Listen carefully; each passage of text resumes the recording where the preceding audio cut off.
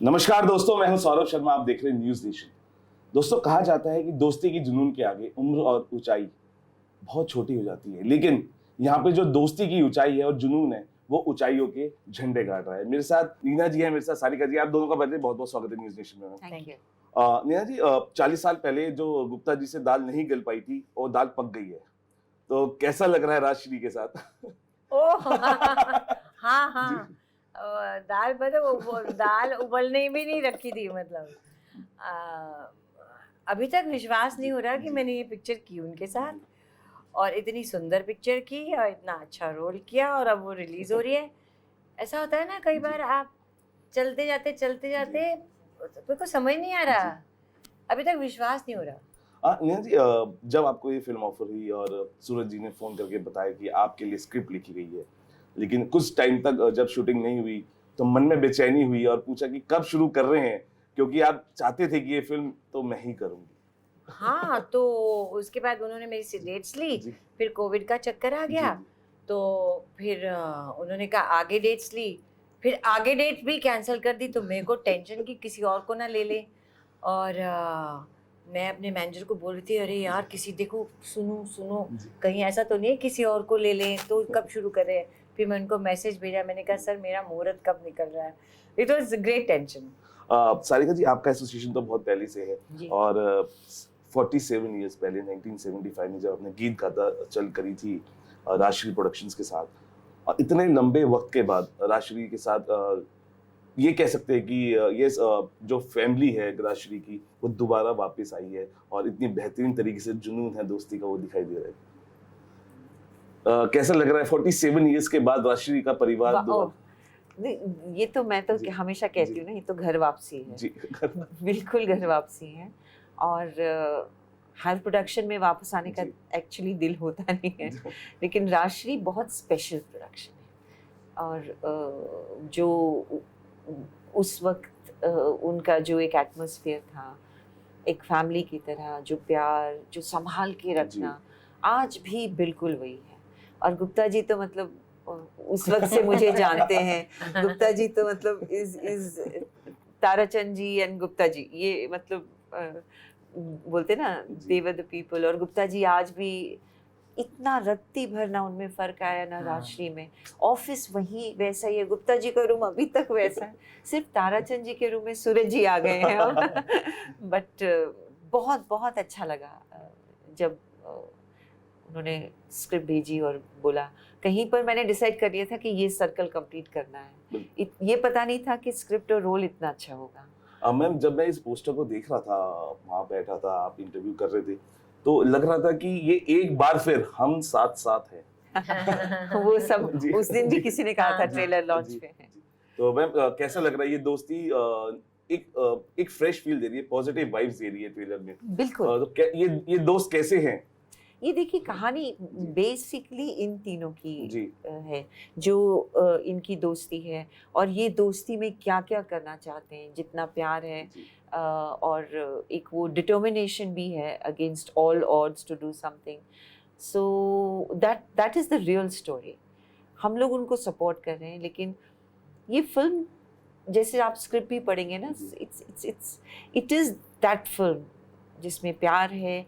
ये बोलना थोड़ा कुछ शायद लगता है वो, लेकिन एक कैरेक्टर्स में एक दूसरे की रिस्पेक्ट, ये जी। अजीब सा लगता है सुनने में, क्योंकि हम देखते नहीं हैं।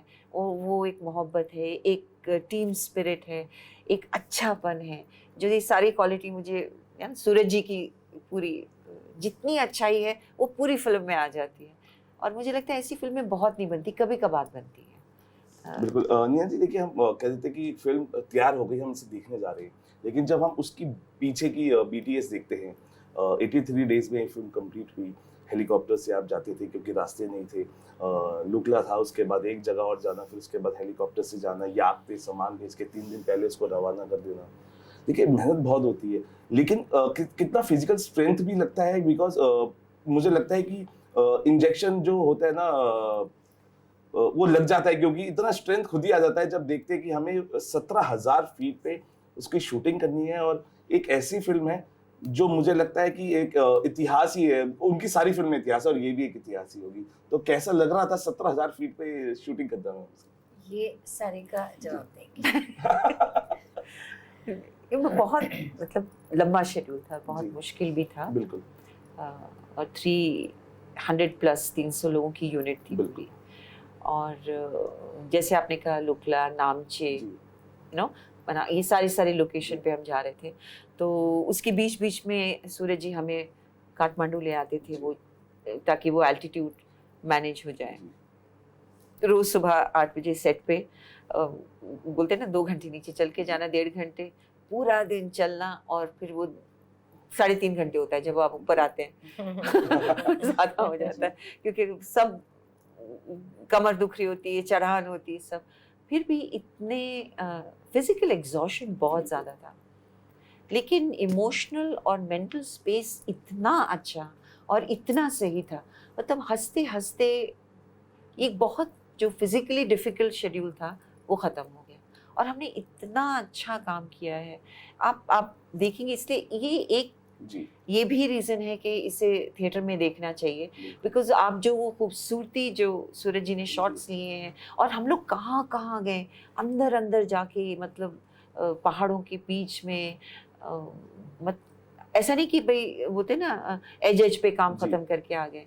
और वो जब आप देखते हैं बड़े स्क्रीन पे ना, सो बहुत खूबसूरत लगता है। और ये फिल्म ना जी। बड़े स्क्रीन पे ही देखनी हाँ, चाहिए, जी। मैं सबको आप बता दीजिए, क्योंकि इसमें जो विजुअल्स है ना वो छोटे में नहीं, वो छोटे में नहीं है, ये नेपाल का पोस्ट कार्ड बन जाएगा। हाँ हाँ रियली।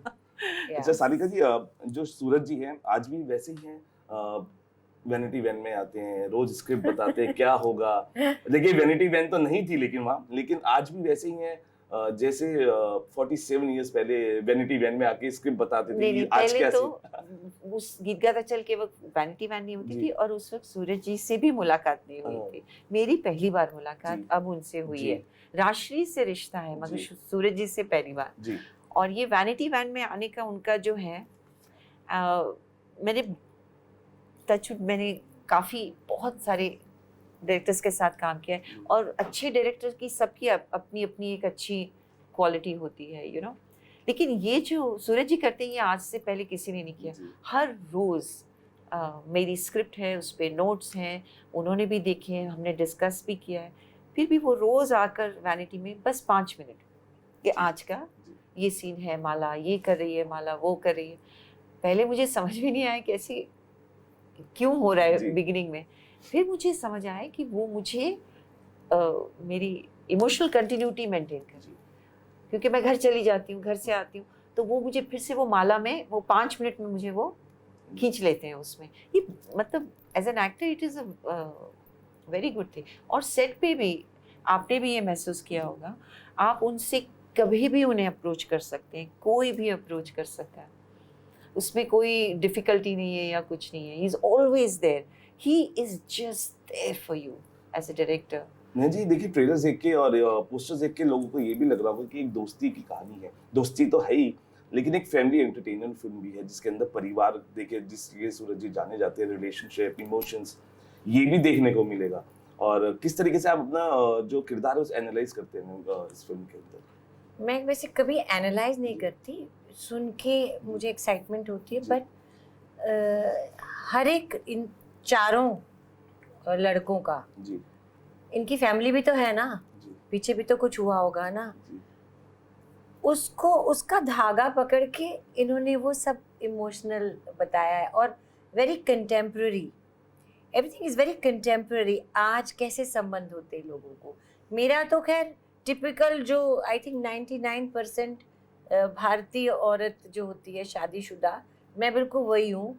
पति पूरा धुर्री जिंदगी की पति है, पति पति पति पति, बच्ची की शादी हो गई है तो अब थोड़ा सा कम हो गया है, पर थोड़ा सा कम हुआ है, तो मैं टिपिकल वैसी हूँ।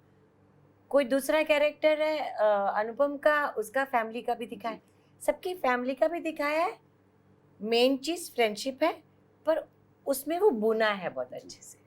तो जो नेपाल का एक जो झूला है वहाँ का, कहते हैं कि वो भी इसमें दिखाई देगा, तो उस झूले का एक्सपीरियंस हुआ, क्योंकि 16 फीट बड़ी लकड़ी पे उसको बनाया जाता है और उसको लकड़ियों को ले जाया गया इतनी मेहनत से। आपका नाम क्या है? सौरभ।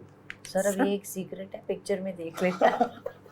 तो चलिए देखिए मैम, आपके तो हम वीडियोस देखते हैं, मुक्तेश्वर में इतना बेहतरीन मौसम का जो आप हमें दिखाते हैं, मन करता है कि मुक्तेश्वर जैसी जगह पे जाए, और पहाड़ों के बीच अब शूटिंग हुई, आपका तो मन पसंदीदा लोकेशन आपको मिल गया था कि, और देखो इन्होंने कहा ना, सारिका ने जी। कहा कि कितनी तकलीफ हुई, पर वो एक अलग जी जी एक्सपीरियंस था। बिल्कुल दिल्ली से जहाँ मेरा घर है मुक्तेश्वर, उसमें 8 या 9 घंटे की जी। ड्राइव है, जी और मेरे को ड्राइविंग बिल्कुल नहीं अच्छी लगती, जी। बंधा बंधा सब। जी पर वंस यू रीच देयर, फिर लगता है कि it's worth it. Same with जी you know, once you Yeah. Went there it's worth it. So absolutely. मेरे को जब भी शूटिंग नहीं होती, फट से चली जाती हूँ मैं।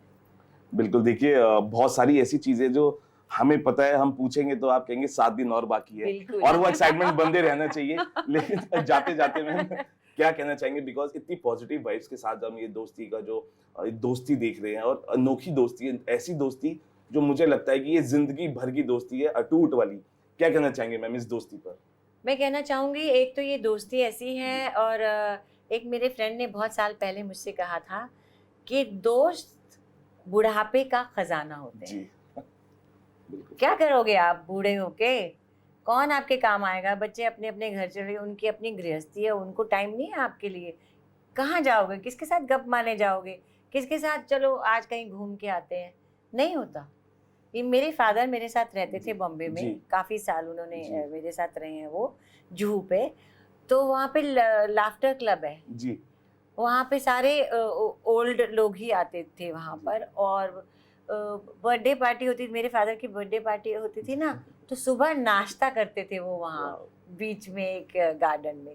And my father one day said, मेरी पूरी ज़िंदगी में वो दिल्ली में रहे, this was the best time I ever had, this was the bonding with those people जिनसे वो सुबह मिलते थे 2 घंटे। लेकिन नीरज जी, मैं यही कहूंगा कि age is just a number, और बहुत सारी अच्छी फिल्में करनी है, सलमान के साथ रोमांस भी करना है, जो आप कैसे एक पता फिल्म चला? एक फिल्म किसने करना बताया आपको? मैम वो देखिए, बंदा बड़ा बदमाश है। हाँ, देखिए मैंने कहा बहुत सारी ऐसी चीजें जो आप कहेंगे कि ये सस्पेंस है, आप थोड़े वक्त का इंतजार कीजिए, लेकिन ऐसा भी है। अरे नहीं, उसने मुझसे पूछा कि क्या कर, जी। मैं सलमान के साथ कुछ जी। करना चाहोगी? जी। मैंने कहा क्यों नहीं करूंगी, तो क्या, तो मैंने वहीं बैठे बैठे जी। बना ली एक कहानी। ऐसा कुछ नहीं लेकिन है, कहानी बहुत इंटरेस्टिंग होगी मैम, देखने को अगर पर्दे पे आएगी। अगर कोई बनाएगा तो। हाँ, सारिका मैम क्या कहना चाहेंगे, बिकॉज हम तो सिर्फ इतना कहेंगे दोस्ती जिंदाबाद, लेकिन जी। आप क्या कहना चाहेंगे इस फिल्म के लिए, क्योंकि बहुत जल्द। नहीं, मुझे लगता है दोस्ती तो सबसे एटलीस्ट जी मेरी लाइफ में तो दोस्ती का बहुत बहुत इम्पोर्टेंस रहा है, जी शुरू से लेके अब तक। शेयरिंग, सीखना, एक दूसरे के साथ ग्रो होना, और बहुत बहुत अच्छे दोस्त रहे हैं। तो मैं समझ सकती हूँ कि इसका शायद वो पार्ट मुझे बहुत अच्छा लगता है। लेकिन मैं एक और भी चीज़ कहना चाहूँगी, कहीं पे मुझे लगता है हम इस फिल्म को बांध भी रहे हैं ये कह के कि यू नो ये इस उम्र की फिल्म है। हम लोग उस दिन इंटरव्यू कर रहे थे, तो मैं उनसे पूछ रही थी कि आप अपने दोस्तों के लिए वो करेंगे जो वो कर रहे हैं? जी तो उन्होंने कहा बिल्कुल करूँगा। सो दोस्ती की कोई एज नहीं है, बिल्कुल। ये मेरा मानना है। तो मुझे लगता है ये फिल्म अगर पसंद आई तो सबको आएगी, क्योंकि सब आइडेंटिफाई करेंगे। आज 20 साल का लड़का भी वो करेगा जो ये तीनों कर रहे हैं, यू नो। सो अगर उस नज़रिए से जाके देखें, जैसे कहा उन्होंने, फैमिली भी है, दोस्ती भी है, ये भी है। Let's open the film and hope कि सबको अच्छी लगे। फिंगर क्रॉस मैम, हमसे बात करने के लिए बहुत बहुत शुक्रिया। Thank you. देखिए सारिका जी और नीना जी ने कुछ चीजें सरप्राइज के तौर पे रखी है, लेकिन इतना जरूर है कि हंसते हंसते कट गए रास्ते, और ये दिन भी कट जाएंगे, और बहुत जल्दी फिल्म रिलीज होगी थिएटर्स में, और आपको बहुत सारे सरप्राइजेस देखने को मिलेंगे, जो अभी शायद नीना जी ने सरप्राइज के तौर पे मुस्कुराहट पे खत्म कर दिया हमारी बात को। फिलहाल अभी के लिए इतना ही। आप बने रहिए न्यूज़ नेशन के साथ। नमस्कार।